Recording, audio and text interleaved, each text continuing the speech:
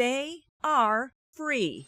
Wall Street Journal reporter Evan Gerskovich and former U.S. Marine Paul Whelan are safely in U.S. care this hour, released as part of the largest prisoner swap between the U.S. and Russia since the Cold War. In all, 7 countries and 24 detainees were involved in the complex exchange.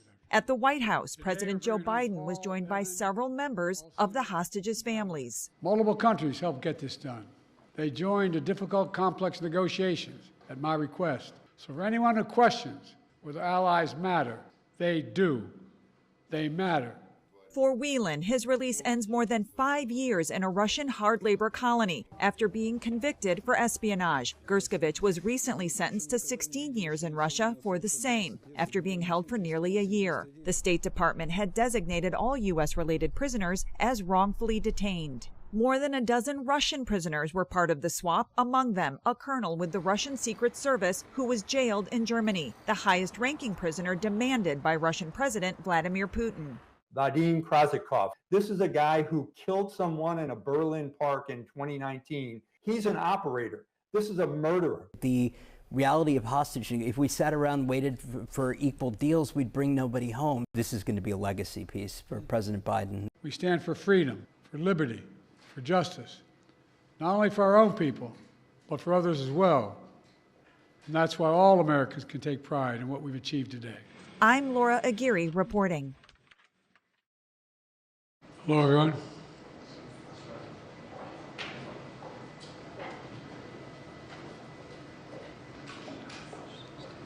You got everybody? Well, good afternoon. And this is a very good afternoon. A very good afternoon. Today we're bringing home Paul, Evan, Alsu, and Vladimir. 3 American citizens and 1 American green card holder. All 4 have been imprisoned unjustly in Russia. Paul for nearly 6 years. Vladimir since 2022. Evan since March of 2023. And Alsu since October of 2023. Russian authorities arrested them, convicted them in show trials, and sentenced them to long prison terms with absolutely no legitimate reason whatsoever, none. Paul, a former Marine, was in Russia for a wedding. Evan, a journalist with a Russian, in Russia, was in Russia, assigned by the Wall Street Journal. Alsu, also a journalist, was in Russia to see family. All 3 falsely accused of being spies. And Vladimir, who was a Russian citizen by birth, and holds an American green card. He's a Pulitzer Prize-winning journalist and was a pallbearer at my friend John McCain's funeral with me. He spoke out against Putin's regime, and for that he was convicted of treason. And now, their brutal ordeal is over, and they're free. Moments ago, the families and I were able to speak to them on the telephone from the Oval Office. They're out of Russia. Earlier today, they were flown to Turkey, and soon they'll be wheels up on their way home to see their families. This is an incredible relief for all the family members gathered here. It's a relief to the friends and colleagues all across the country who've been praying for this day for a long time. The deal that made this possible was a feat of diplomacy and friendship. Friendship. Multiple countries helped get this done. They joined the difficult, complex negotiations at my request. And I personally thank them all again. And I've thanked them personally, and I'll thank them again. All told, Russia has released 16 prisoners. 8 Russians who are being held in the West will be sent home as well. These 16 prisoners from Russia that Russia has released include 4 Americans, 5 Germans, 7 Russian citizens who are political prisoners in their own country. One of those Russians runs a human rights organization, Memorial, which won a Nobel Prize in 2022. Putin threw him in prison for voicing opposition to the war in Ukraine. 4 others work with Alexei Navalny, political opposition leader who died in Russia prison this year. Now they can live safely abroad and continue their work of advocating for democracy if they so choose. This deal would not have been made possible without our allies. Germany, Poland, Slovenia, Norway, and Turkey, they all stepped up, and they stood with us. They stood with us. And they made bold and brave decisions release prisoners being held in their countries who are justifiably being held, and provided logistical support to get the Americans home. So for anyone who questions whether allies matter, they do. They matter. And today is a powerful example of why it's vital to have friends in this world. Friends you can trust, work with, and depend upon, especially on matters of great consequence and sensitivity like this. Our alliances make our people safer, and we began to see that again today. Let me say this. It says a lot about the United States that we work relentlessly to free Americans who are unjustly held around the world. It also says a lot about us that this deal includes the release of Russian political prisoners.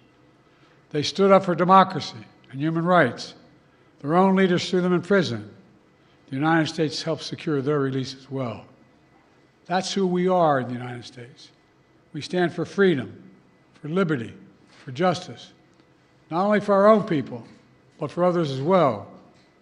And that's why all Americans can take pride in what we've achieved today. I want to thank everyone in my administration who helped make this happen. Our work did not start just on day one. It started before day one.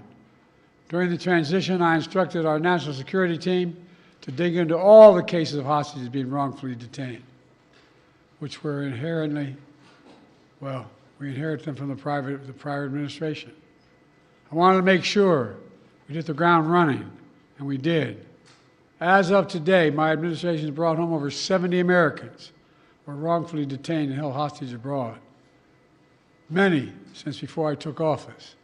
Additionally, I issued an executive order in 2022 authorizing penalties like sanctions and travel bans on those who hold Americans against their will.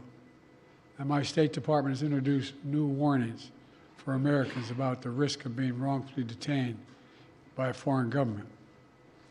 Deals like this one come with tough calls, and there are never any guarantees. But there's nothing that matters more to me than protecting Americans at home and abroad. And so we'll continue to work for the release of all wrongfully detained Americans around the world. Let me end where I began, with Paul, Evan, and also Vladimir and their families. They never gave up hope. We can't imagine what they've been through, all of you. Matter of fact, this lady right here, I think, was living in the Oval Office with us for a while. All kidding aside, can't imagine their joy right now. They're home. Tomorrow's a big day. The 13th birthday of Miriam. Miriam, where are you? Come here. You all know we have a tradition in the Biden family. We sing happy birthday on any birthday. You ready? All of you. Happy birthday to you. Happy birthday to you. Happy birthday, dear Miriam. Happy birthday to you. Remember, no serious guys till you're 30. God love you. She's Alsu's daughter. Now she gets to celebrate with her mom. That's what this is all about. Families able to be together again, like they should have been all along. So I want to thank you again to everyone who did their part. In just a few hours, we'll welcome home our fellow Americans. We're looking forward to that. God willing, we're going to be out at Andrews and get that done. So thank you, thank you, thank you. And this is a good day. What did you say to them on the phone, sir? What did you say when they answered the phone on the other side? I said, welcome almost home. How do you keep countries, these so-called abductor states, from simply taking more Americans in order to get more of their prisoners home? How do you end these perverse incentives, sir? Well, we're advising people not to go certain places. Tell them what's at risk, what's at stake. Mr. President, where do you enter these negotiations, and can you speak to the complexity of working with 6 countries to secure these releases? Well, look, I'm not going to take the time now, but I'll do this later in the week. I particularly own a great sense of gratitude to the Chancellor. The demands they were making to me required me to get some significant concessions from Germany, which they originally concluded they could not do because of the person in question. But everybody stepped up. Poland stepped up. Slovenia stepped up. Turkey stepped up. And it matters to have relationships. It really does. These things matter. Pardon me? Could this improve relations with Russia? Is there any avenue for that after this prisoner exchange deal? As my sister might say, your lips to God's ears, man. Did you ever speak with Vladimir Putin about this? Or would you be willing to speak with Putin now directly? I don't need to speak with Putin. Anyway. How did you weigh that decision of letting somebody out who sounds like got away with murder? I got home innocent people. Thank you. All right. Thanks, everybody. Are you speaking with Erdogan or any of the leaders about this? Say that again? Are you speaking with President Erdogan or other leaders about this? Yes, I've spoken to all the leaders about this. What did you say? How do you And feel by the as way, father? as a father, look, you heard me say this before. I mean it. My dad had a simple proposition. Family is the beginning, the middle, and the end. Blood of my blood, bone of my bone. I can think of nothing more consequential. I mean it sincerely. And having lost family, not a different way, and not knowing what's happening, their circumstance when they're accidental, health, it matters. Mr. President, what did Germany ask for in response for their cooperation? Nothing. President What did Chancellor Scholz say? President Trump has said repeatedly that he could have gotten the hostages out without giving anything in exchange. What do you say to that? What do you say to President Trump now, former president? Why didn't he do it when he was president? Sir, what did Chancellor Scholz say? Thank you guys.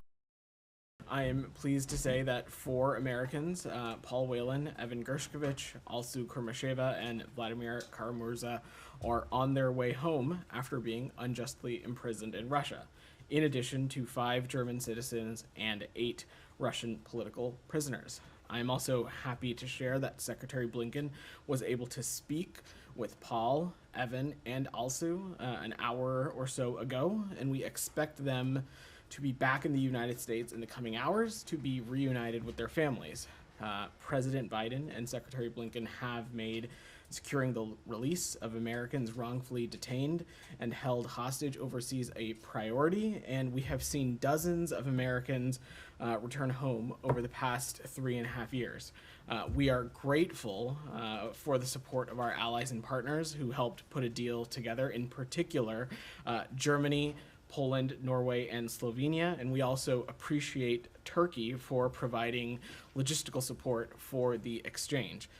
This is something you've heard me say before. This is an issue that is so important and personal to Secretary Blinken. In the first weeks in this department, when he was sworn in as Secretary of State, he met with the families of all Americans wrongfully detained at that time in a video call, and continues to meet with families and returnees on a regular basis. He has directly engaged his counterparts on individual cases, and we are also so grateful for the countless individuals across this department and across the interagency who worked tirelessly to secure this outcome and provide support on this endeavor over the years. I'm talking specifically about our staff at Embassy Moscow, our staff in Consular Affairs, Roger Karstens and his tireless team in the Special Envoy for Hostage Affairs Office, our team in the Europe Regional Bureau, and all the other regional bureaus and embassies who have made days like this possible.